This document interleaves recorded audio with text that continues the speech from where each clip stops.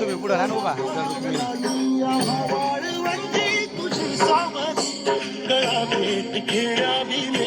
निघाली तुझ्या नाम घोषात